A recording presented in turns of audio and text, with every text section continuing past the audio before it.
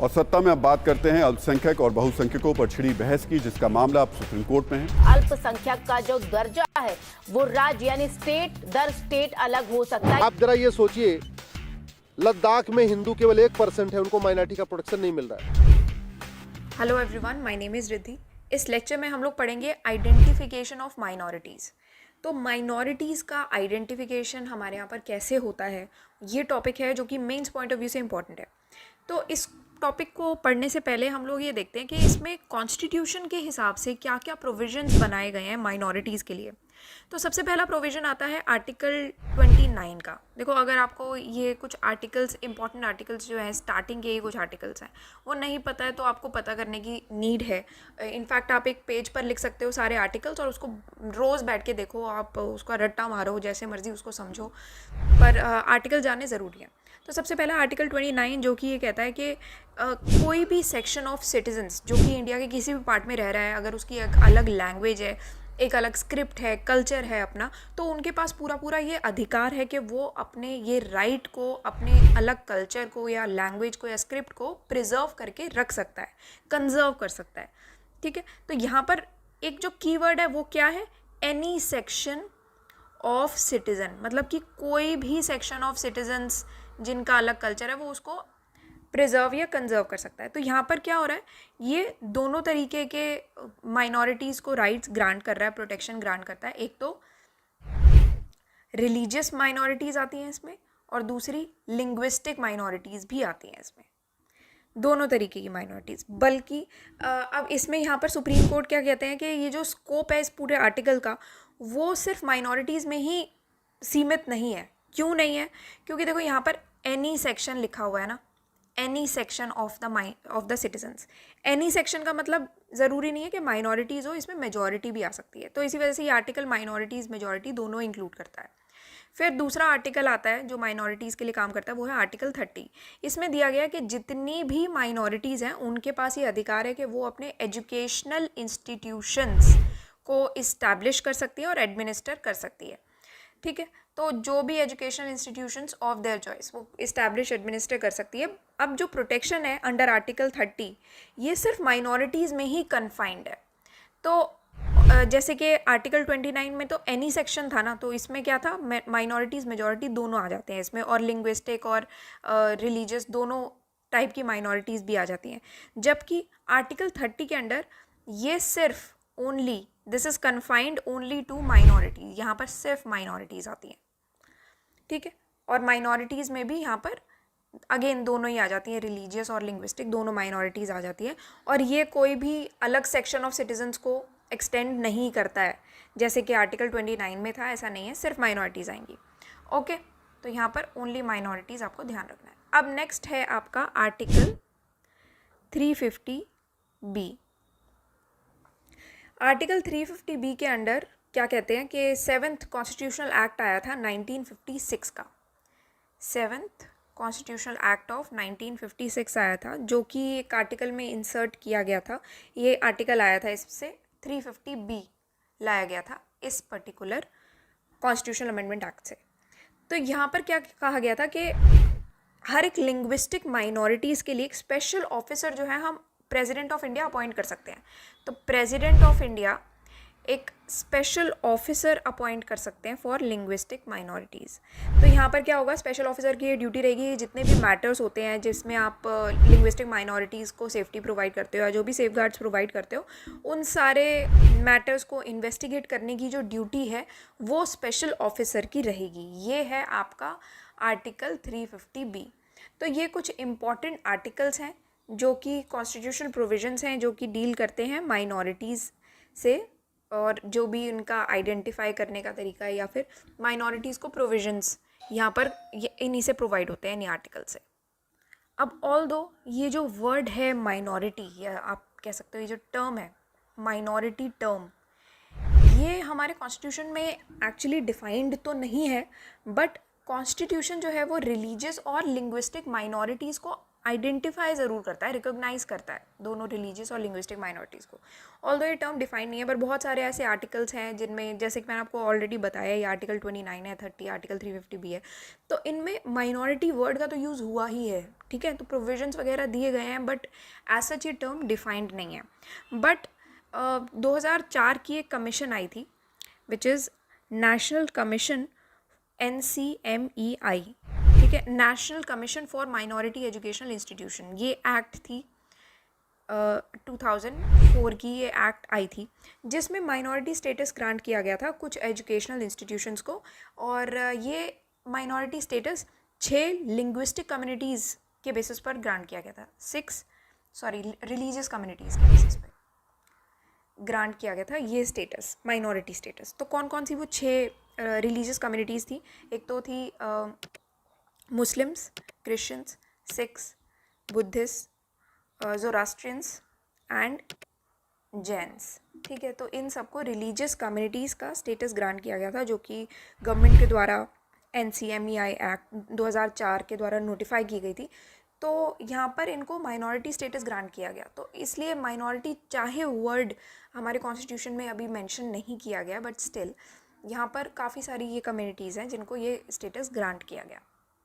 Now just one more thing, this is our website synopsisis.com। तो ये particular lecture जो अभी हम पढ़ रहे हैं वो मेंस इन 300 टॉपिक्स का पार्ट है। तो यहाँ पर फ्रंट पेज पर ही जब आप UPSC मेंस कोर्सेज़ के अंडर जाओगे तो यहाँ पर मेंस इन 300 टॉपिक्स आपको यहाँ पर मिल जाएगा। तो जो भी डिटेल्स चाहिए आपको अबाउट दिस कोर्स वो आप यहाँ से ले सकते हैं। बेसिकली जितने भी सारे इंपॉर्टेंट टॉपिक्स हैं जो कि करंट अफेयर्स भी इन टॉपिक्स में हम लोग इंक्लूड करके देते हैं, तो current affairs mains point of view से जितने भी करंट अफेयर्स है वो हम यहाँ पर पढ़ते हैं। जो टॉपिक लिस्ट है वो यहाँ से आप देख सकते हो। तो जो लोग परचेज़ कर रहे हैं उनके लिए ठीक है, और जो लोग परचेज़ नहीं कर रहे हैं, ये टॉपिक लिस्ट है, ये आपको प्रिपेयर करके जानी है। तो आप खुद से अगर प्रिपेयर कर रहे हो तो कर सकते हो, ठीक है।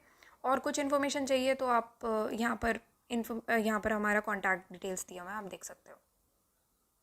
अब थोड़ा सा हम कंटेंट वाइज देखते हैं। तो यूनाइटेड नेशंस के हिसाब से माइनॉरिटीज़ की एक शेयर्ड एथनिसिटी, लैंग्वेज, रिलीजन होता है। मतलब कि माइनॉरिटीज़ वो लोग होते हैं, फॉर एग्जांपल एक सेट A है, सेट B है, ठीक है। यहाँ पर 1000 लोग रह रहे हैं, यहाँ पर 10 लोग रह रहे हैं, तो ये माइनॉरिटीज़ आप बोलोगे इसको। तो आपने किस बेसिस पे इनको माइनॉरिटीज़ बोला?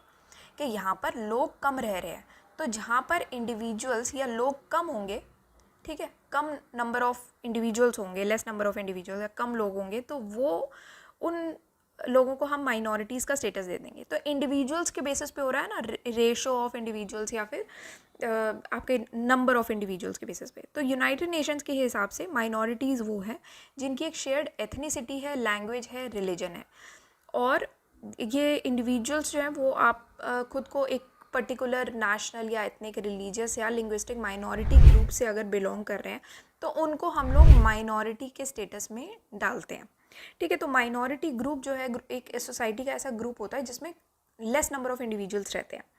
तो माइनॉरिटीज़ जो है वो सेंट्रल गवर्नमेंट के द्वारा नोटिफाई किए जाते हैं under national commission for minorities act 1992।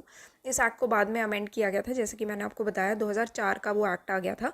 National commission for minority educational institutions act भी आ गया था, जिसके अंडर वो एजुकेशन इंस्टीट्यूशन वाली बात आई थी।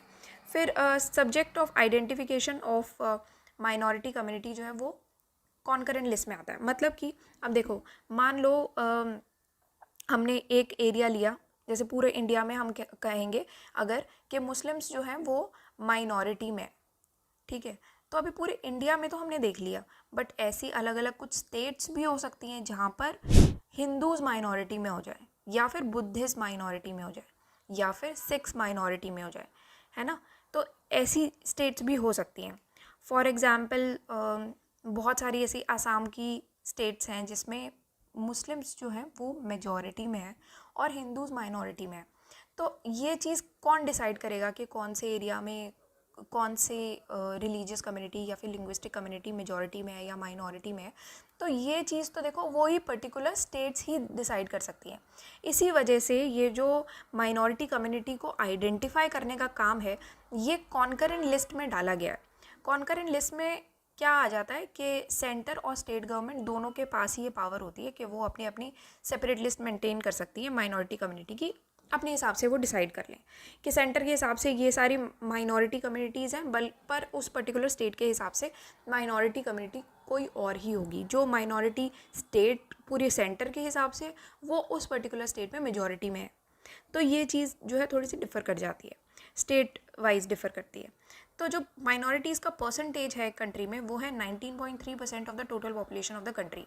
ये है जो डेटा है वो सेंसस 2011 के हिसाब से है। अब मुस्लिम्स की पॉपुलेशन यहाँ पर 14.2% है, क्रिश्चियंस की 2.3% है, सिख्स की 1.7% है, बुद्धिस्ट की 0.7% है, जैन 0.4%, पारसी 0.006%। तो न्यूज़ में क्यों है ये पर्टिकुलर टॉपिक? क्योंकि सुप्रीम कोर्ट ने एक पिटीशन उठाई थी जिसमें वो माइनॉरिटीज़ के आइडेंटिफिकेशन की बात करते हैं स्टेट के लेवल पर, ठीक है। और हिंदूज़ को कुछ स्टेट्स में माइनॉरिटी स्टेटस ग्रांट करने की यहाँ पर बात हुई है, कुछ स्टेट्स और यूनियन टेरिटरीज में जहाँ पर जेन्युइनली हिंदूज़ माइनॉरिटी में भी हैं और उनकी बाकी कम्युनिटीज़ के कंपैरिजन में उनका नंबर काफ़ी नीचे चले गए हैं। तो माइनॉरिटी स्टेटस टू हिंदूज़ इनको स्टेट्स और यूनियन टेरिटरीज़ में ग्रांट करने की बात की गई है। तो डिसेंट्रलाइजेशन एक बड़ा फैक्टर बनता है जिसमें एक ऐसी सिचुएशन क्रिएट हो गई है जहाँ पर माइनॉरिटी ग्रुप जो है या माइनॉरिटी कम्युनिटी जो है वो एक डेमोग्राफिक मेजॉरिटी बन सकती है कंट्री के कुछ जगहों पे या फिर किसी स्टेट में या किसी डिस्ट्रिक्ट में। फॉर एग्जांपल मुस्लिम्स जो है वो आसाम का जो धुबरी डिस्ट्रिक्ट है उसमें 75% पॉपुलेशन है उनकी, तो यहाँ पर हिंदूज जो है वो माइनॉरिटी में हो गए और बाकी सारी कम्युनिटीज़ जो हैं वो माइनॉरिटी में चली गई, जबकि मुस्लिम्स यहाँ पर मेजॉरिटी में है। तो सुप्रीम कोर्ट के कुछ जजमेंट्स हैं। देखो ये सब चीज़ें अगर आप अपने कंटेंट में ऐड करोगे, ये कंटेंट बिल्कुल बना बनाया है, अगर ये टॉपिक आपका आ जाता है एग्ज़ाम में आपको एज इट इज़ यही कंटेंट जाके वहाँ पर लिख देना है। कंटेंट बहुत अच्छा बनाया हुआ है, उसमें अलग अलग कोर्ट जजमेंट्स अगर आप ये सारी याद करके और वहाँ पर लिखाओगे तो बहुत ही वैल्यू एडिशन रहेगा आपके आंसर में और आपको ब्राउनी पॉइंट्स उसमें मिल सकते हैं। अब सुप्रीम कोर्ट की कौन कौन सी जजमेंट्स हैं, तो एक है TMA पाई फाउंडेशन केस। 2003 का एक केस हुआ था जिसमें सुप्रीम कोर्ट ने डिसाइड किया था कि ये जो माइनॉरिटीज़ का राइट है कि वो एजुकेशनल इंस्टीट्यूशंस को इस्टेब्लिश और एडमिनिस्टर कर सकती है, आर्टिकल 30 के अंडर जो राइट दिया गया था जो हमने पढ़ा अभी जस्ट, तो उसमें ये कहा गया था कि ये सिर्फ स्टेट ही डिटरमाइन कर सकती है एक रिलीजियस या लिंग्विस्टिक माइनॉरिटीज़ का स्टेटस क्या है, ठीक है। क्योंकि ये सेंटर कैसे डिटरमाइन करेगी, सेंटर के हिसाब से तो कोई और हो सकता है ना।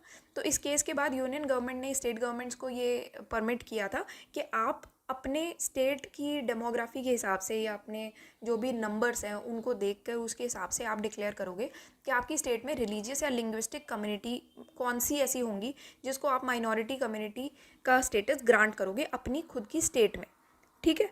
ताकि उसके बेसिस पर ये डिसाइड हो पाए कि कौन सी वो माइनॉरिटीज़ होंगी जिनको ये अधिकार दिया जाएगा कि वो अपने चॉइस का एजुकेशनल इंस्टीट्यूशंस को इस्टेब्लिश और एडमिनिस्टर कर सकते हैं। फिर बाल पाटिल केस आया था 2005 का जिसमें एक पिटीशन डाली गई थी कि जैन्स को एक नेशनल माइनॉरिटीज़ की तरह डिक्लेयर कर देना चाहिए। ये नेशनल माइनॉरिटीज़ कमीशन ने एक केस फाइल किया था सुप्रीम कोर्ट में, तो उसके रिकमेंडेशंस पर ये बोला गया था। बट सुप्रीम कोर्ट ने ये डिक्लाइन किया गया था कि हम मैंडेमस रेट को इशू करके जैन्स को माइनॉरिटी कम्युनिटी का स्टेटस ग्रांट नहीं करेंगे, रिलीजियस माइनॉरिटी का स्टेटस। तो कोर्ट ने ये अपनी अपनी स्टेट्स पर ही छोड़ दिया था कि पर्टिकुलर स्टेट्स ये डिसाइड करें कि जैन रिलीजन जो है वो उनकी स्टेट में माइनॉरिटी में है या फिर नहीं है। तो वो अगर हैं तो माइनॉरिटी स्टेटस ग्रांट कर सकते हैं उनको उस पर्टिकुलर स्टेट में, अगर नहीं है तो आप दूसरी कम्युनिटीज़ को माइनॉरिटी स्टेटस ग्रांट कर दो। अब कॉन्स्टिट्यूशनल प्रोविजंस कौन कौन से हैं, तो सबसे पहले तो माइनॉरिटीज़ ये जो एक्सप्रेशन है, जो टर्म है, वो बहुत सारे कॉन्स्टिट्यूशन के आर्टिकल्स में मेंशन किया गया है बट कॉन्स्टिट्यूशन में कहीं डिफाइन नहीं किया गया। जबकि जो प्रीएम्बल है कॉन्स्टिट्यूशन का वो स्टेट को सेक्युलर डिक्लेयर करता है। अब जो कॉन्स्टिट्यूशनल प्रोविजंस है वो इंडिकेट करते हैं कि एक माइनॉरिटी कम्युनिटी जो है इंडिया की वो लिंग्विस्टिक भी हो सकती है या फिर कल्चरल भी हो सकती है। Article 29 protection of interest of minorities से डील करता है। तो ये तो मैंने आपको बताया ये कि आर्टिकल 29 किससे डील कर रहा था, फिर आर्टिकल 30 किससे डील करता है, 350B किससे डील करता है, तो ये सारे माइनॉरिटीज़ से डील करते हैं। तो आर्टिकल 29 डील करता है कि माइनॉरिटीज़ के इंटरेस्ट को प्रोटेक्ट करके रखना। आर्टिकल 30 डील करता है कि एजुकेशनल इंस्टीट्यूशंस को इस्टेब्लिश एंड एडमिनिस्टर करना। अभी देखो जब हम पढ़ रहे हैं तो आपको याद रह रहा है ये चीज़, है ना, आपको ऐसा लगता है कि हमें याद है, हाँ हमें तो बहुत अच्छे से समझ में आ गया, हमारे दिमाग में बैठ गया कि आर्टिकल 29 और आर्टिकल 30 किससे डील करता है। पर अभी तो आप जस्ट पढ़ते हो तो आपको याद रहेगा ही ना, बट यही सेम चीज़ अगर आप एक हफ्ते बाद रिकॉल करने की कोशिश करोगे या एक महीने बाद रिकॉल करने की कोशिश करोगे तो आप भूल जाओगे। इसी वजह से चीज़ों को रिवाइज करना काफ़ी इंपॉर्टेंट रहता है। तो जो जो चीज़ें आप पढ़ते जा रहे हो उसको बार बार रिवाइज भी करते जाओ। फॉर एग्ज़ाम्पल ये टॉपिक अगर आपने पढ़ लिया, इसको अब इस हफ्ते के एंड में 7 दिन बाद इसको वापस से रिवाइज़ करो, फिर उसके 7 दिन बाद दोबारा से रिवाइज़ करो। तो वो चीज़ आपको बार बार करनी पड़ेगी। फिर महीने के एंड में जितने भी टॉपिक्स पढ़े हैं उन सब का एक बैठ के उसका टेस्ट लगा लो। तो ये चीज़ आपको करनी पड़ेगी, उसकी प्रैक्टिस करो टॉपिक्स को लिख के कि कौन कौन से टॉपिक्स आपको करने हैं। तो इस तरीके से आपको थोड़ा मैनेज करना पड़ेगा, तभी होगा। फिर आर्टिकल 350A है, जिसमें प्रेसिडेंट जो है वो एक special officer for linguistic minorities appoint कर सकते हैं।